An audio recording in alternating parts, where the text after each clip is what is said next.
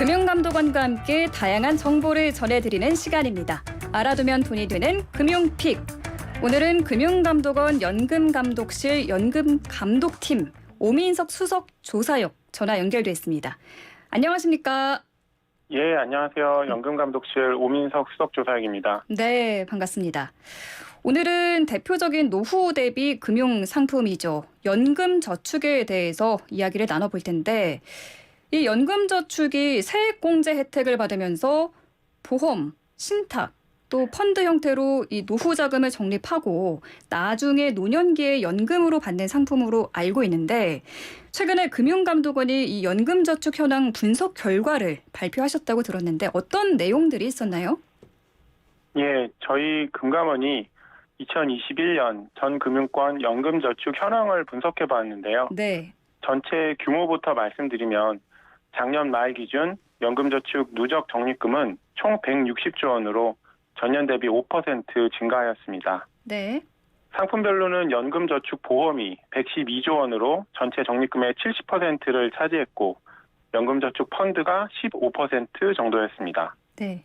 연금저축 계약당 평균 적립금은 연금저축 보험이 2,461만 원으로 가장 많았고 연금저축 펀드가 800만 원으로 가장 적은 수준이었습니다. 또한 2021년 한 해 동안 연금저축으로 납입한 금액은 9조 9천억 원으로 계약당 납입하신 액수는 262만 원 수준이었습니다. 네. 반면에 연금으로 받으신 수령액은 약 4조 원인데 계약당으로는 295만 원을 받으셨습니다. 네. 연간 수령액이 고액보다는 500만 원 이하의 비중이 82.5%로 대부분을 차지하고 있었습니다. 한편 계약 건수 측면에서 2021년 말 기준 전체 가입자 689만 명의 계약 건수 873만 건이었는데 계약 건수가 전년 대비 약 19% 증가했습니다. 네. 새로 가입한 신규 계약건이 175만 건으로 3배 정도 급증한 반면 계약 해지 건은 줄어들었기 때문입니다. 작년에 연금저축 신규 계약이 크게 늘었네요. 이거 왜 이렇게 늘었나요? 예, 늘어난 신규 계약은 대부분 연금저축 펀드였는데요. 163만 건으로 신규 건의 93%를 차지했습니다. 네. 작년까지 주식시장이 활성화돼서 펀드 수익률이 상대적으로 높다 보니 연금저축 펀드 가입이 늘었던 걸로 보입니다. 특히 연금 상품에 관심이 높아진 젊은 층이 많이 가입했는데요. 네. 전체 가입자 증가율이 평균 17%인데 20대 가입자의 증가율은 70%나 되고 30대 증가율도 22%였습니다. 세액공제 효과를 누리며 노후 대비를 적극적으로 하려는 젊은 세대가 많아졌기 때문인 것으로 분석됩니다. 노후 대비를 이제는 조금 굉장히 어린, 비교적 젊은 나이에서부터 시작을 하는 분들이 많아졌다. 이렇게 보시는 거죠? 예. 근데 제 주변에 봐도 40세가 되기 전에 이른 나이에 빨리 은퇴를 해서 경제적 자유를 누리는 게 목표라고 하는 사람들이 많거든요. 이거를 네. 요즘 파이어족이라고 하던데 예. 투자도 많이 하고 세액공제를 위해서 연금저축도 많이 가입한 것 같습니다. 그렇다면은 세액공제 혜택은 얼마나 되나요? 예, 많이 아시다시피 세제적격 연금저축은 연말정산할 때 세액공제가 가능합니다. 2022년 현재 기준 연금저축은 연간 납입액 300만 원 또는 400만 원을 한도로 연간 납입한 금액의 13.2% 또는 16.5%를 세액공제해주고 있습니다. 네. 이 세액공제 금액은 소득 구간별로 차등화돼서 저소득자에게 더 많은 혜택을 주고 있습니다. 네. 또한 이 연금저축과 유사한 IRP, 즉 개인형 퇴직연금이 있는데요. 이 개인형 IRP도 퇴직급여를 개인적으로 적립하는 연금 상품인데 연간 납입액 700만 원 한도까지 세액공제로 인정해줍니다. 따라서 연금저축과 개인형 IRP를 합해서 연간 700만 원까지 세액공제를 받으실 수 있습니다. 네. 만약 연금저축을 연간 300만 원 납입 중인데 세액공제 한도인 700만 원까지 혜택을 받고 싶다면 차액인 400만 원을 IRP로 납입하시면 됩니다. 이렇게 연금저축과 개인형 IRP는 세액공제에서 보완이 되지만 각 가입 자격이나 공제 한도, 운용상품 제한, 일부 인출 허용 여부 등에서 차이가 있으니까 그 차이점을 잘 알아보시고 가입하는 것이 필요합니다. 네, 알겠습니다.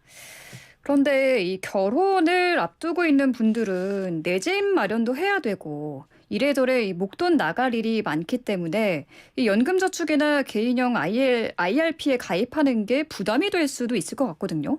이렇게 고민이 예. 될 때 어떤 부분을 좀 보면서 결정하면 좋을까요?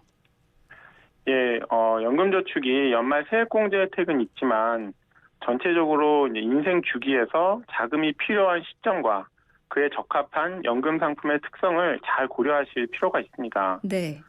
연금저축은 5년 이상 장기간 납입하면서 세액공제를 받고 만 55세 이후에 연금으로 수령할 때 3.3%에서 5.5% 낮은 세율의 연금소득세 적용을 받는 이제 세제 혜택을 받는 유리한 상품인데요. 네. 이걸 유지하지 못하고 중도 해지하면 그동안 세액공제를 받았던 납입 금액과 운용 수익을 합친 금액에 대해서 16.5%라는 그 높은 기타 소득세율이 적용되기 때문에 네. 사실상 세제 혜택을 누리지 못할 수도 있습니다.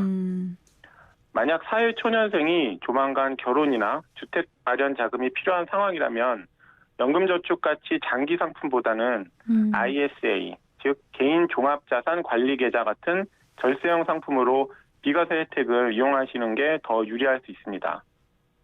따라서 55세 이후 노후 대비 자금은 연금저축, IRP 등을 활용하시고 네. 중단기 자금으로는 상대적으로 만기가 짧고 비과세 혜택이 있는 ISA를 활용해 보시는 게 합리적입니다. 네, 알겠습니다. 그러니까 내가 지금 어떤 상황인지, 목돈이 필요한 시점이 언제이고 목적이 뭔지를 잘 따져보고 선택하는 게 좋다는 말씀 해주셨고요. 그런데 이게 서로 연결되는 혜택이 있다는데 이게 뭔지도 설명해 주시죠. 예, ISA는 예적금 펀드 같이 금융상품에 투자해서 발생한 순이익에 대해 200만 원까지 비과세를 받고 그 비과세 한도 초과분에 대해서는 9.9%라는 그 낮은 세율의 혜택이 있어서 중단기 여유자금을 운영하기에 좋습니다. 네. 특히 총 급여액 5천만 원 이하로 소득 금액이 낮은 ISA 서민형의 경우 비과세 한도가 400만 원까지 늘어나므로 사회 초년생들이 유리하게 활용하실 수 있습니다. 네. 그리고 ISA는 최소 계약 기간이 3년으로 만기가 상대적으로 짧은데요. 만기가 된 후 60일 이내에 계좌 금액의 전부 또는 일부를 연금저축과 IRP로 전환하여 납입할 경우에 기존에 받는 연금저축과 IRP 세액공제 외에 추가로 ISA 납입 금액의 10% 최대 300만 원 한도 내에서 세액공제를 더 받으실 수 있습니다. 아까 말씀드린 연금저축과 IRP를 합친 납입액의 한도가 700만 원이었으니 그에 300만 원을 더하면 최대 1천만 원까지 세액공제를 받으실 수 있죠. 이런 추가 혜택이 있으니까 자금을 좀 다양하게 활용하실 분들은 잘 기억했다가 받으시면 좋겠네요. 마지막으로 하실 말씀 있으실까요? 예, 연금 상품은 장기간 유지하는 게 유리하니까 가입 단계에서 각 상품의 특징과 차이점을 잘 살펴보시고 네. 자금 목적에 맞게 적합한 상품에 가입하시는 게 좋고요. 네. 저희 금융감독원에서는 그 통합 연금 포털을 운영 중인데요. 이 사이트에서 다양한 연금 상품 정보를 찾아보실 수 있으니 이용해 보시면 도움이 될 것 같습니다. 또한 오늘 말씀드린 여러 가지 세제 혜택은 현행 소득세법을 바탕으로 해서 설명을 드린 거고요. 추후 세법 개정할 때 적용되는 세율이나 한도 금액이 변경될 수도 있으니까 상품 가입하시기 전에 변경 사항이 없는지 반드시 확인하셔야 됩니다. 네, 오늘 말씀 잘 들었습니다. 고맙습니다. 예, 감사합니다. 지금까지 금융감독원 오민석 수석 조사역이었습니다.